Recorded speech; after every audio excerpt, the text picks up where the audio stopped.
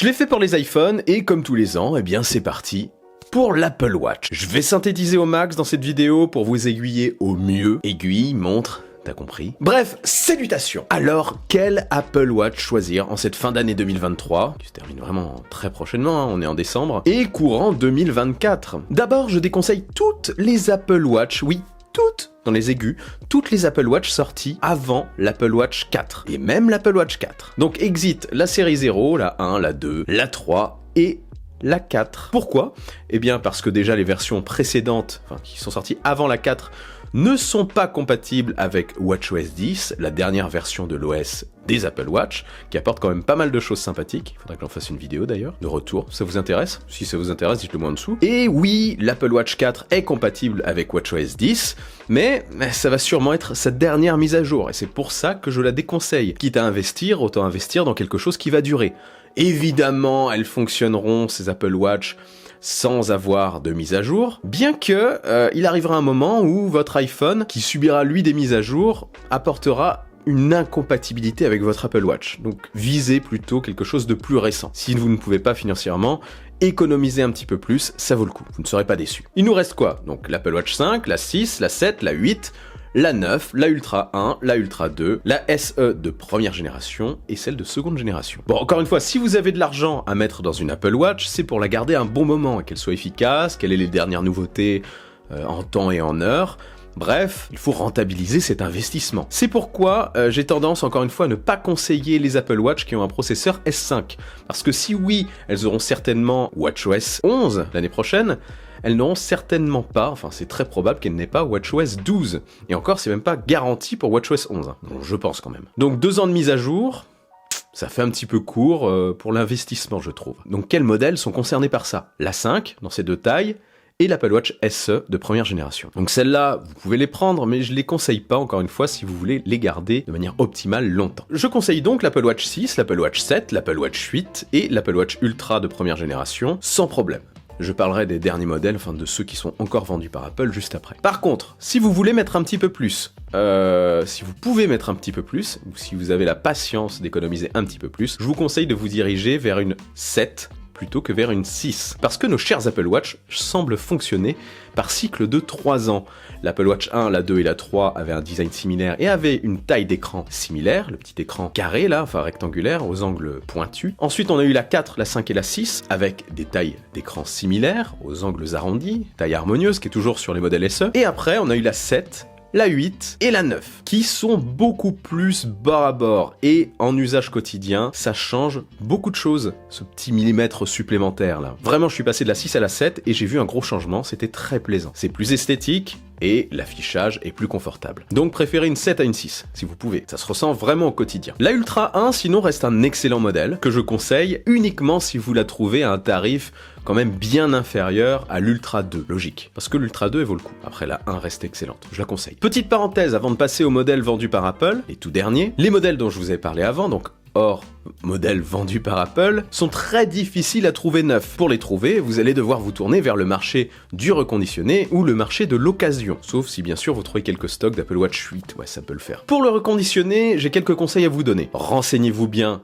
sur le vendeur, vérifiez la fiabilité du vendeur, les possibilités de retour du produit aussi, la durée de la garantie, le fonctionnement de cette garantie, que couvre-t-elle? Choisissez aussi, c'est important, un site ou un groupe reconnu, vérifiez les avis. En bref, protégez-vous en faisant votre petite enquête, c'est important. Pour le marché de l'occasion, pour une Apple Watch, c'est peut-être plus compliqué que pour un iPhone, je trouve. Vérifiez déjà qu'elle n'est pas jumelée, qu'elle n'est pas toujours jumelée avec un iPhone. Ça peut être un oubli. Et là, c'est mort du coup, ça va être un petit peu compliqué de la jumeler avec un nouveau. Et vérifiez aussi qu'elle est bien réinitialisée. Il faut d'abord la déjumeler et la réinitialiser. Allumez-la avant l'achat, vous verrez alors les petits logos suite à la réinitialisation qui appelleront à synchroniser cette Apple Watch avec un iPhone, c'est déjà pas mal. Petit logo d'appairage avec un iPhone et une Apple Watch l'un à côté de l'autre. Après, un modèle volé sera certainement verrouillé, donc vous verrez directement que c'est pas possible de l'utiliser tel quel. Et s'il est verrouillé, ne croyez pas les gens qui vous diront « Ah ben c'est facile, vous pouvez la réinitialiser ». Non. Parenthèse fermée, place au modèle 9.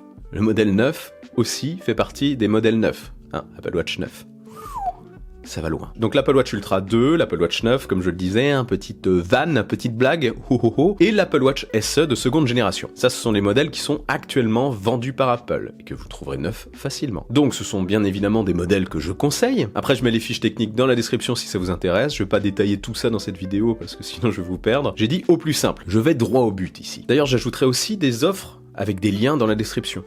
Si je trouve des trucs intéressants, notamment, j'essaierai de mettre des points d'exclamation, un truc comme ça, si ça vous intéresse. Donc oui, je conseille les 3 Apple Watch vendus par Apple, sans distinction. Après, il convient de savoir si vous avez besoin des fonctionnalités de certains modèles. Chez Apple, sur cette génération, c'est très clair. La SE est très basique en capteur de santé, il y en a, ouais, il y a le suivi cardiaque, etc., mais elle peut s'apparenter à une montre connectée dite classique. C'est le classique d'Apple. Elle en fait déjà beaucoup, et ça suffit à la majorité des utilisateurs. Suivi du sport, certaines données de santé, oui quand même, liées au rythme cardiaque et autres, les notifs, les appels, la musique, etc. Enfin ce que vous faites, ce que vous attendez d'une montre connectée, l'Apple Watch SE le fait très bien. En gros, tout ce que les autres versions font de classique, elle le fait. C'est un très bon modèle. Elle a un processeur rapide, le S8, qui était notamment disponible sur l'Apple Watch 8, donc le modèle de l'année dernière. Mais elle a par contre un écran plus petit que la génération que je veux dire classique. Elle a l'écran de la 4, de la 5 et de la 6, avec la luminosité qui va avec. La 9, eh bien c'est la dernière, donc elle est forcément mieux que la SE, évidemment, elle est plus chère aussi. Elle a l'électrocardiogramme, elle a d'autres suivis de la santé que je vais pas totalement détailler ici. Bref, il y a plus de précision dans les capteurs, il y a plus de capteurs. Elle a un écran plus grand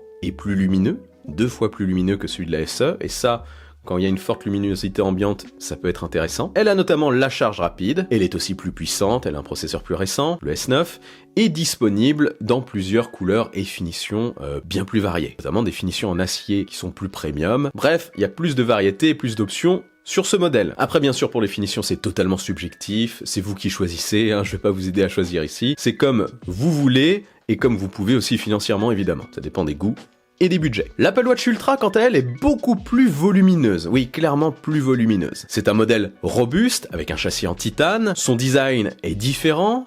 Il se démarque bien. C'est plus mastoc, on va dire, plus costaud. Et à la base destiné aux sports extrêmes, donc avec plus de possibilités, des capteurs plus précis, notamment, dispo pour plus de sports. Elle est aussi séduisante si vous ne pratiquez pas des sports extrêmes, parce que c'est aussi le modèle le plus grand, avec une finition plus massive si vous cherchez une montre un petit peu plus grosse et avoir un écran plus lumineux et plus grand. L'autonomie aussi est bien plus importante que sur les modèles dont j'ai parlé juste avant. Donc plus d'autonomie, plus de modes de sport, notamment pour les sports aquatiques, la plongée, hein, il y a le suivi de la plongée, elle résiste donc mieux à l'eau, son altimètre est précis, elle a aussi une sirène en cas de problème, si vous êtes dans une avalanche par exemple, hein, ça peut aider, et elle a aussi sur le côté un bouton action orange personnalisable. Ce bouton action, bah, c'est comme sur les iPhone 15 Pro qui sont sortis récemment, on peut lui ajouter une action, genre lancer tel ou tel sport par exemple, c'est très pratique au quotidien, sans avoir besoin de toucher l'écran du coup. Après je vais pas tout développer ici, j'ai fait une vidéo dédiée à l'Apple Watch Ultra de 2e génération,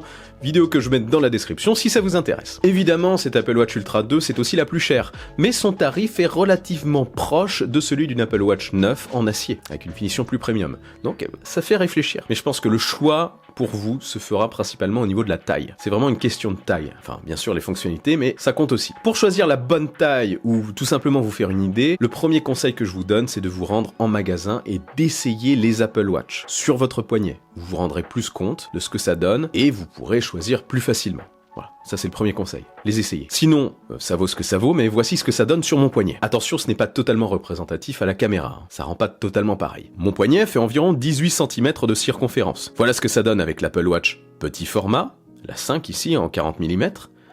Voici ce que ça donne avec l'Apple Watch 7 de 45 mm, et avec l'Apple Watch Ultra de seconde génération, de 49 mm. Perso, je trouve que l'Apple Watch Ultra ne fait pas si grosse sur mon poignet en usage quotidien. Vraiment, elle est même plus discrète que je l'aurais imaginé. Voilà, bref, j'espère avoir été suffisamment clair. Si vous avez des questions, n'hésitez surtout pas à les poser en commentaire. Je vais vous faire quand même un petit résumé. Évitez l'Apple Watch 4 et modèles précédents. À partir de la 6, oui, mais la 7 c'est mieux. Pour le reste, c'est une question de taille, de besoin, de style et de budget. Si c'est juste pour avoir une montre connectée sans vous ruiner, la SE fera parfaitement l'affaire. Principalement la SE de seconde génération avec son S8. Sinon, si vous avez plus de budget et si vous voulez un modèle qui durera très longtemps, Je vous conseille évidemment la 9, pour sa discrétion notamment, et si vous voulez quelque chose de plus robuste et de plus imposant, ou alors tout simplement si vous visez quelque chose de plus précis pour les sports extrêmes, la Ultra 2 fera parfaitement l'affaire. C'est la plus aboutie de toutes, elle a un plus grand écran, elle est plus massive aussi, et elle a une meilleure autonomie. Comptez un jour et demi d'autonomie pour les modèles hors Ultra, et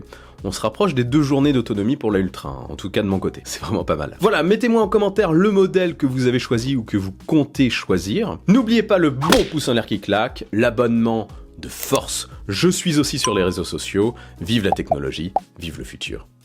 Et rêvez les amis.